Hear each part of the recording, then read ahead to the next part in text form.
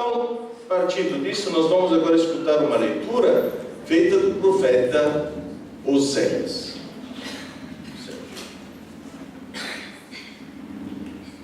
Vamos escutar bem estas palavras.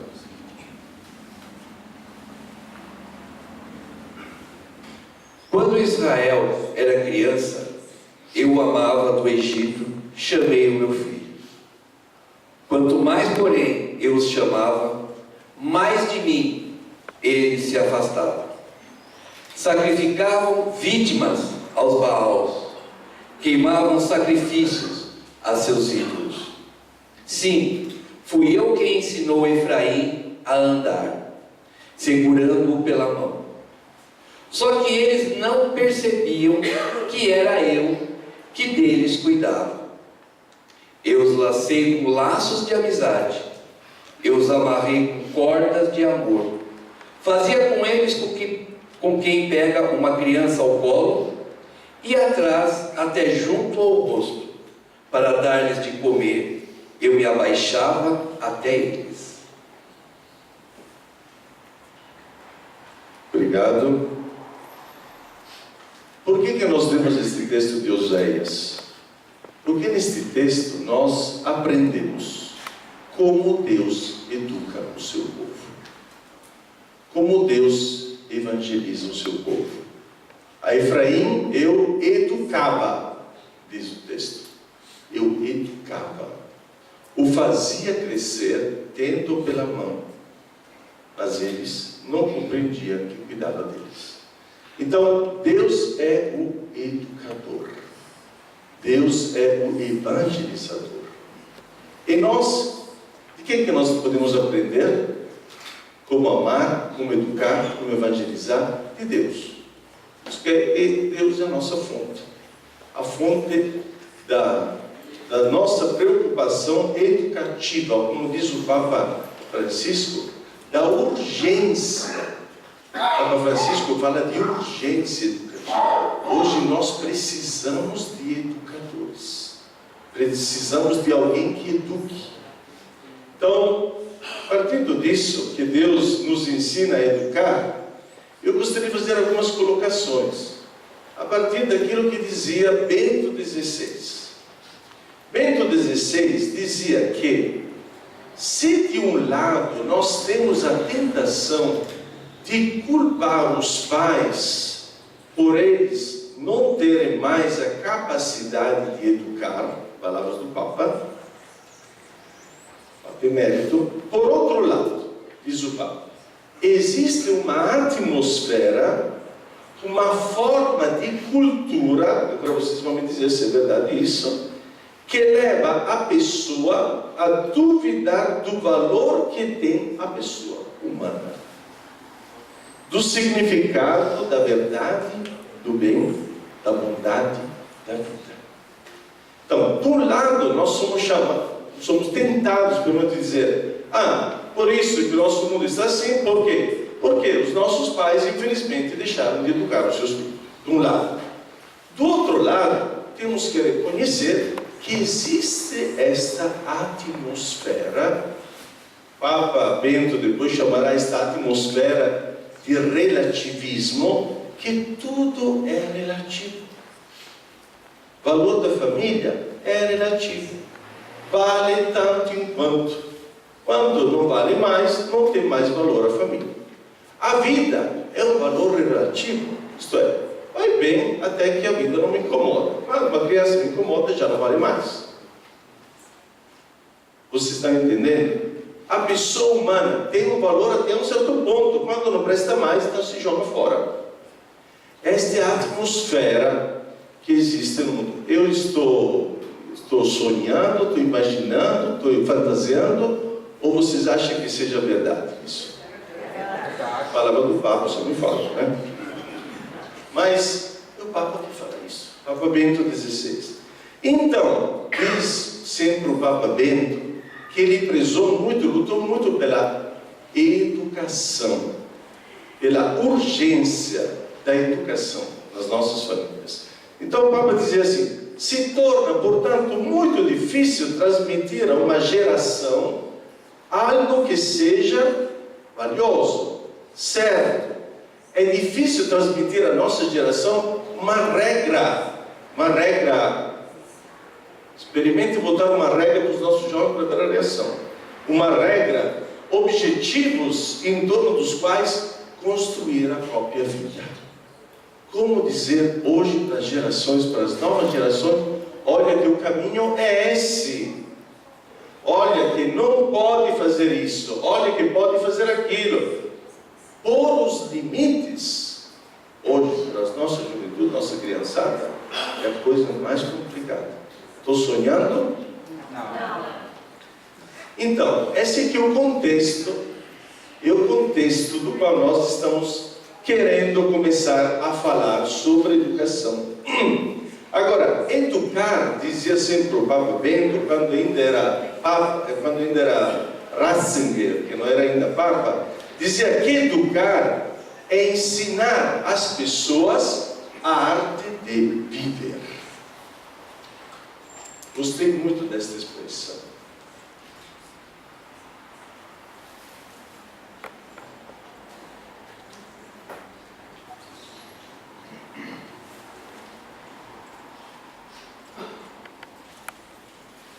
E acredito que aqui dentro está tudo, Educar significa ensinar as pessoas, aos jovens, às crianças, a arte de viver.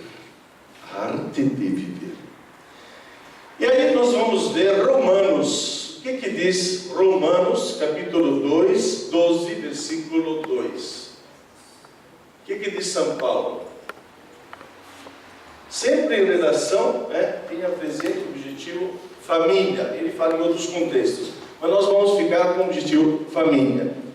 O São Paulo diz o seguinte: não conformei-vos com esse mundo. Não conformei-vos com esse mundo, mas transformai-vos, renovando a vossa maneira de pensar, julgar, para que possais distinguir o que é a vontade de Deus, o que é bom, o que lhe agrada e o que é perfeito. Não conformai-vos com este mundo. Gente, aqui está o nosso desafio. Não conformai-vos com esse mundo. Aqui está o nosso desafio, porque nós somos uma pequena porção, uma ínfima porção de tudo aquilo que é a sociedade, o mundo e tudo mais.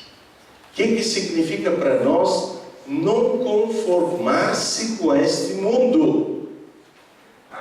Pega tudo aquilo que o mundo diz e veja se tudo aquilo que o mundo está dizendo em relação à família tem um reflexo no Evangelho ou tem um reflexo somente do mundo. O que diz o mundo hoje em relação à família? A família vive bombardeada por debaixo de leis e doutrinas que são somente humanas, egoístas, subjetivistas e enganadoras. Estou sonhando? Estou dormindo? Estou bem acordado, né? Infelizmente, aquilo que vem do mundo é isso. Então, o que diz, conforme São Paulo, o que nós teríamos que fazer? Nós teríamos que filtrar tudo aquilo que vem do mundo. Filtrar. Saber discernir, diz Paulo. Pensar, renovar a nossa maneira de pensar, renovar a nossa maneira de julgar. Julgar. Para saber realmente se é uma coisa bem de Deus ou bem do mundo. Isso aqui, gente, é fundamental. E nós estamos falando a pastorais, forças vivas da nossa diocese. Para onde é que nós podemos começar a transformar o mundo? E nas famílias? Famílias. Tem que começar por nós que estamos aqui. Agora vai ser Santo em setembro. Santa Teresa de Calcutá recebeu um dia um jornalista que fez uma pergunta: mas madre, pelo amor de Deus, a senhora fala tanta coisa bonita, mas veja como é que está o mundo. Veja que mundo que nós temos hoje. O que a senhora propõe? Qual é a senhora proposta da senhora para mudar este mundo de hoje? Aí você precisa de duas pessoas. Para mudar o mundo, precisa de duas pessoas: eu e você. Se nós começarmos a mudar o mundo, o nosso mundo, você acha que nós somos gotas no oceano que já está começando a transformar a água do oceano? A gente sabe que o oceano é tudo sagrado, é tudo da mesma forma, mas se duas gotinhas começaram a mudar, o oceano todo muda. Então, temos que pensar que vamos começar de nós mesmos. Então, uma proposta, um discipulado necessário para manter fé nos nossos valores. O que nós podemos para ter fé aos nossos valores? Então surgiram 3 memórias. Uma memória familiar, uma memória social e uma memória cristã.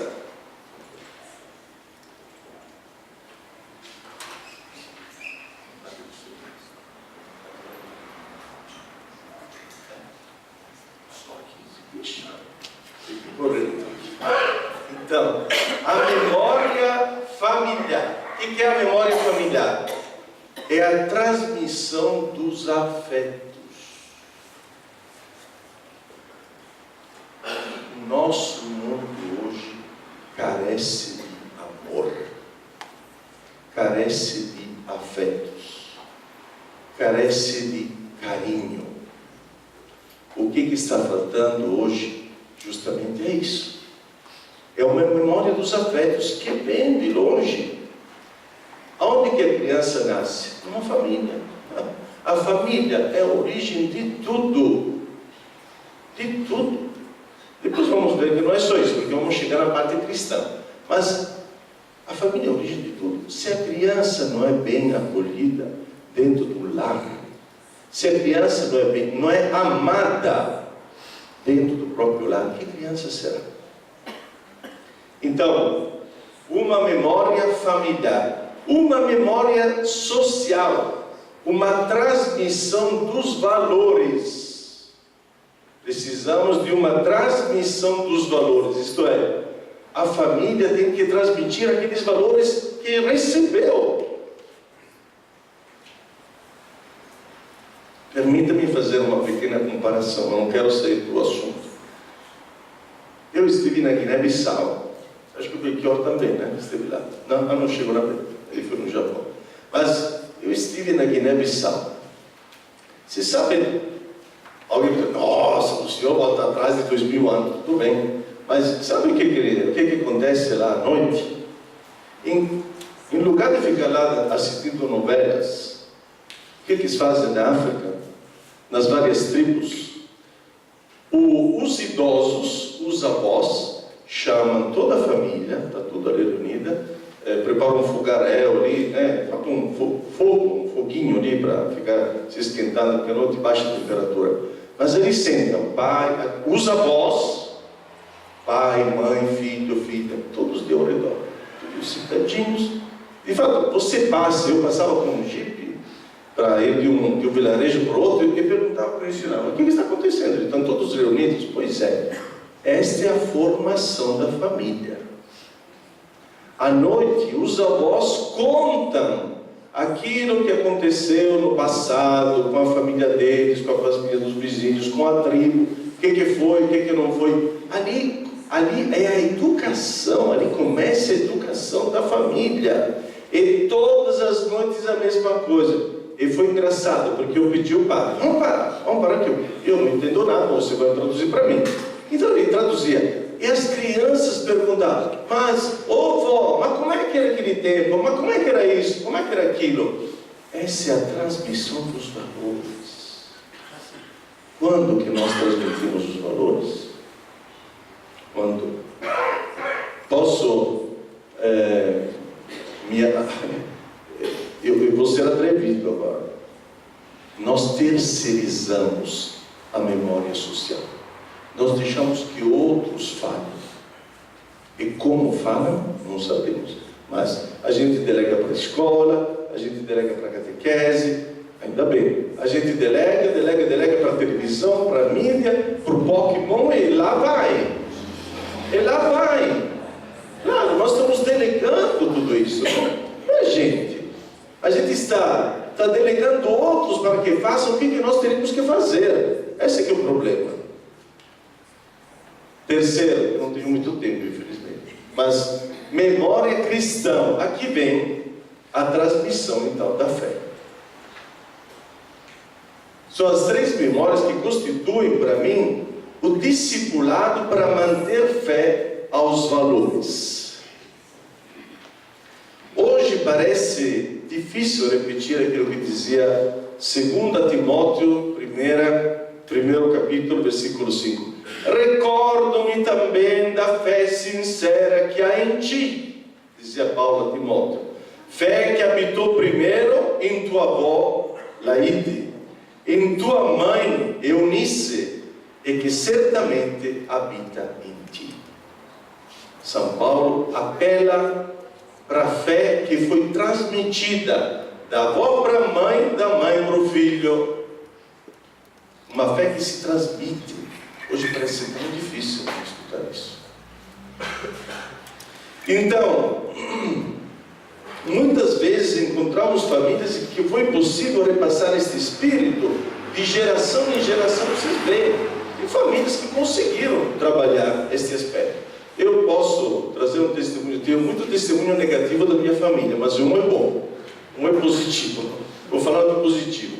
A minha sobrinha, que é católica praticante, ela e o marido, os dois casaram na igreja, tudo bonitinho, tudo tal, né? Mas eles botaram limites. Cartões para as crianças só depois das 7h30 da noite. Depois da janta, que todo mundo jantou, que ficou junto. Limite. Disse, mas ela se chama Chiara. Que? Cartões animados. Desculpa.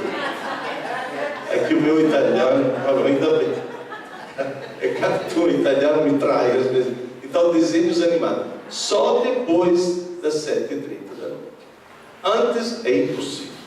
Aí o que acontece? Quando porque são 3 crianças difíceis para crescer. Quando a pequenina fica doente, então tem a permissão 1 hora de ver os desenhos, de assistir os desenhos. Só 1 hora. Aí chora a minha irmã, que é a avó, né? Digo, não, porque a tua mãe depois vai brigar comigo. Não, eu não falo nada para a mãe, mas eu vou falar, não você. Então é tudo uma briga. Mas começaram a pôr limites. É importante isso. Agora, mas também é verdade que onde não existe este espírito, esta transmissão de fé, de afetos e de valores, existem ambientes onde mora medo, tristeza e o espírito do mundo, infelizmente. Então, como repassar esta memória familiar? Como repassar esta memória social? Como repassar esta memória cristã? E aí, vamos dar mais um passo. Educar, dizia sempre o Papa Bento, é igual a evangelizar.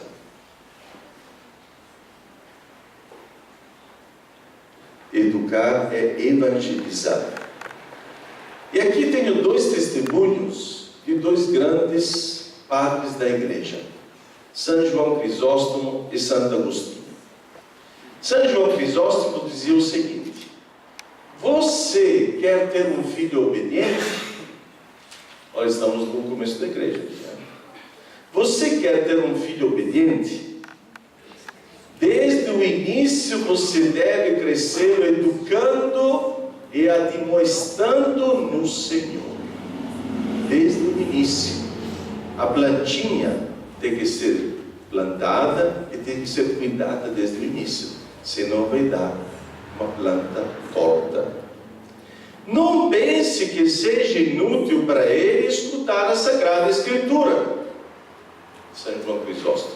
Não pense que seja inútil. O que ela vai entender? O que ela vai entender? Tão pequenininho, falar de Bíblia. Imagina, não entender nada. Você não entende nada. Não pense que seja inútil. É uma sementinha que você está colocando. Eu lembro sempre, uma vez, que eu estive numa família muito católica. Tinha duas crianças, uma de 6 e outra de 3, dois meninos. Eu estava conversando com os avós da sala. A uma certa altura nós estamos quietinho. A avó me disse: mas o que está acontecendo? Você sabe, quando a criança fica quieta, aí que começa nas artes, né? Quietinho, o que está acontecendo? Aí ela foi lá atrás da porta para ver o que os dois estavam fazendo, porque tinha um silêncio. Por incrível, depois ela me chamou: padre, vem aqui, só quietinho. A criança de 6 anos estava dizendo para aquele de 3 como Jesus morreu na cruz. 6 anos. Digo, não, eu estou fora do mundo. Eu pensava que encontrar os dois com videogame, né? Estou fora do mundo aqui. Mas a avó me disse: olha, todos os dias a gente faz o sinal da cruz. Eu ensino para eles: por que nós estamos fazendo o sinal da cruz? Por que a gente está fazendo este sinal? O que significa este sinal? Eu leio um trechinho da Bíblia para eles, uma avó muito católica, muito zelosa. E assim. Agora, quando fomos no dia de Sexta-feira Santa na igreja, então que o padre, fizemos toda aquela lembrança da Sexta-feira Santa, da morte de Jesus na cruz, a criança mais pequena olhou para mim: ô vó, mas isso não é a mesma coisa do ano passado? Claro, Jesus continua dando a sua vida. Então eles começam com perguntas e tal. Por quê? Como disse São João Crisóstomo, não pense que seja inútil. Tem coisa que a gente pensa que seja inútil, mas não é. E o segundo testemunho, Santo Agostinho. Aqui Santo Agostinho mais forte, viu? Se prepare. Na sua carta a Bonifácio, dizia que os pais que deixam de educar os filhos na fé são assassinos espirituais. Nossa, pois é. Assassinos espirituais. Quando Paulo afirma de Santo Agostinho: não apagueis o espírito, não entende que o espírito possa ser apagado, mas diz isso para alertar os cristãos. E veja o que diz Agostinho: os pais são apagadores quando não deixam os próprios filhos a igreja como mãe e Deus como pai. Estão apagando o espírito. Assim fazendo, eles estão colocando os próprios filhos, olha só, deixando de transmitir a fé e os valores para os filhos, eles estão colocando os próprios filhos a serviço do demônio. Agostinho é fortíssimo, né? Hoje nós não temos mais coragem de falar isso, infelizmente. Mas são coisas que nós temos que aprender. A Familiares Consórcio, um documento sobre a família que o Papa João Paulo II escreveu, dizia o seguinte: na medida em que a família cristã acolhe o Evangelho e amadurece na fé, se torna comunidade evangelizadora.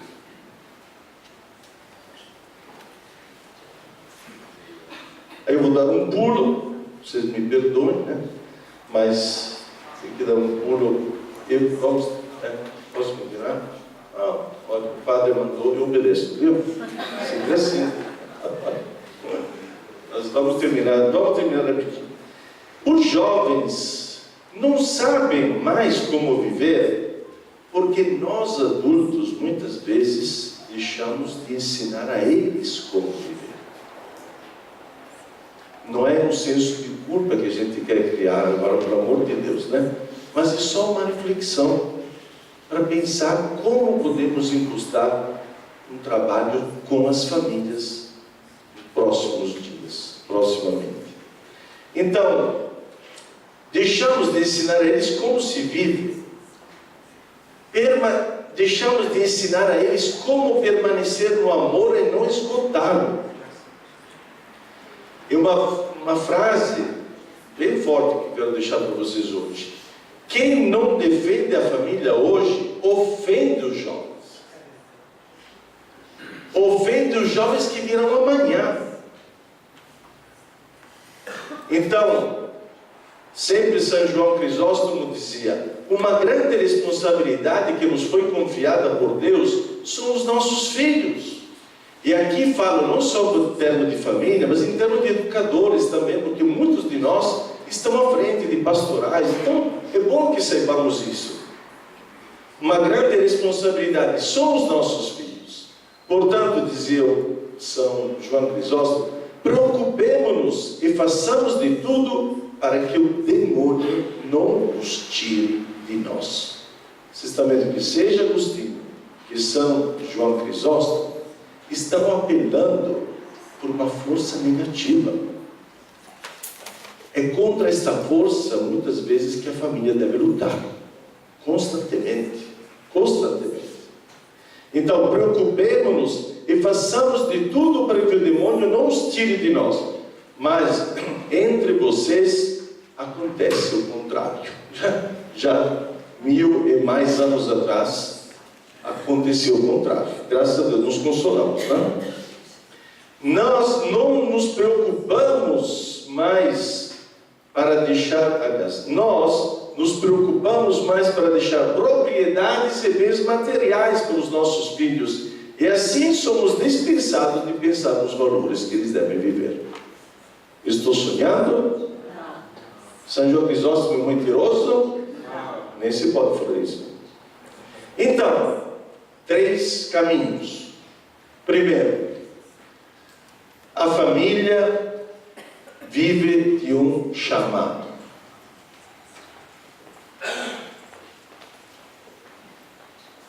A família é uma vocação, a família é um chamado. Ela é chamada por Deus a continuar aqui na terra a vida da Santíssima Trindade. Não tem coisa mais bonita. Segundo, a família é chamada a uma vida de santidade.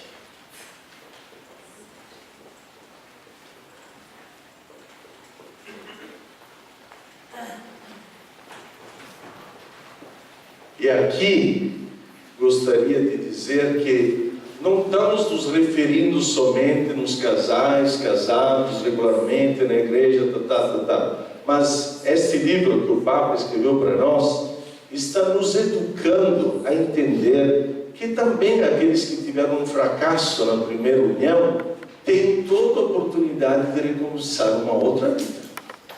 E não são excomungados da igreja. Entenderam bem? Entenderam bem? Não são excomungados da igreja. Isso o Papa reafirma várias vezes. Então temos que levar em consideração as famílias, aquelas que estão casadas, tudo bonitinho na igreja, mas também aquelas que estão tentando de refazer uma segunda união. Teremos sempre à frente isso. Eles também, como todos os restos, podem viver a vida de santidade. Se a família não reza, não se salva. Não se salva. Quando nós rezamos, Deus se torna mais próximo da gente. Deus se torna mais próximo da família. Não é mais morto, mas Ele está vivo. Quem não reza, não sabe o que significa amar. Porque Deus é amor. É em Deus que nós encontramos a força de amar. É em Deus que nós encontramos aquela carga positiva para poder nos lançar em amar. Porque humanamente, muitas vezes, dá vontade de mandar o outro para a China. Agora, é o Espírito de Deus, é a graça de Deus que trabalha em nós, que faz com que nós possamos de verdade amar. É só na oração que a gente encontra força. Muitas vezes, se a gente não se agarra em Deus, tchau e beijo. Rezar sempre na vida de santidade é deixar entrar Deus em nossas fragilidades humanas, nas situações de fraqueza em que nós nos encontramos. Jesus entrou numa sinagoga. Marcos, se não me engano, capítulo 9, mas não quero, estou chutando. Eu sei que em Marcos, Jesus entrou numa sinagoga, num templo, uma igreja. Todo mundo estava sentado ali, bonitinho, Quando Jesus entrou, o endemoniado começou a gritar: sai daqui, afasta-te de mim, você é o Filho de Deus, blá, blá, blá, blá, blá. Por que este endemoniado começou a gritar na hora em que Jesus entrou?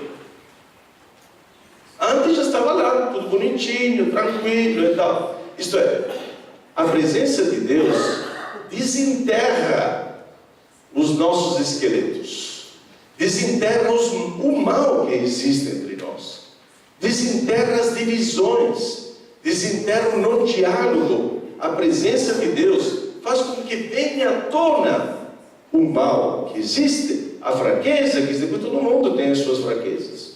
Quem pensa de ser melhor do que o outro é pior. Então, a presença de Deus na oração faz com que tudo venha à tona. E aí, quando a gente se conhece pelas nossas fragilidades, podemos dizer que realmente estamos nos conhecendo. Porque você não casou só com o bonito do outro, você casou também com a pobreza do outro. O pacote está junto, está tudo bonitinho o pacote, não é só uma coisa ou outra, é tudo junto. É a oração dá essa possibilidade realmente de desmascarar o mal que existe na família. Quando uma família é sustentada pela oração, cair e levantar se torna um movimento do tríduo pascal: morrer e ressuscitar, morrer e ressuscitar. Se morre para ressuscitar, se morre para dar vida. Se o grão de trigo não morrer, nunca dará fruto. Rezar é saber calar para escutar, reconhecer a voz dos silêncios de Deus. E terceiro ponto, nós somos chamados para viver uma vida de santidade e para ir em missão. Não esqueçamos nunca, uma família fechada é destinada a sufocar, a morrer. Quanto mais você pensa de fechar a sua família, tanto mais você afunda. Porque você se encontra só dentro das suas pobrezas. Só vê os seus problemas. Quando a família começa a se abrir, e aqui vem a missão. Quando ela se torna o sujeito da evangelização, aí ela encontra novamente a sua carga. Para se carregar, ela tem que sair. Como a igreja, o Papa João Paulo II dizia: uma igreja que se fecha em si, morre de asfixia. Agora a família é a mesma coisa. Se você olha só para si, só para a sua família, afundado. Agora, quanto mais você se abrir, tanto mais a sua família vai encontrar força para carregar até a energia da própria família. Mas é importante sair. Falando isso, esse aqui é só um começo de conversa, porque nós vamos continuar até no próximo ano, continuaremos trabalhando em cima disso. E juntamente com os nossos sacerdotes, nossos padres e vocês todas das pastorais, nós vamos ver então como dar encaminhamento para o ano que vem, para que realmente a nossa diocese tenha como objetivo salvar a família. Vamos trabalhar para que realmente a família seja o ponto de início e o ponto de chegada de todas as nossas pastorais. Porque tudo começa da família. Tudo começa da família. Se nós trabalharmos bem a família, estamos trabalhando as catequeses, estamos trabalhando os jovens, estamos trabalhando a liturgia.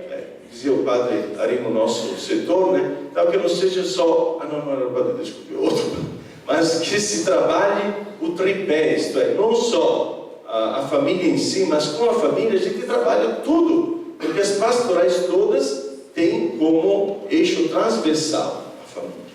Sem a família, nós nem estaríamos aqui. Amém? Amém.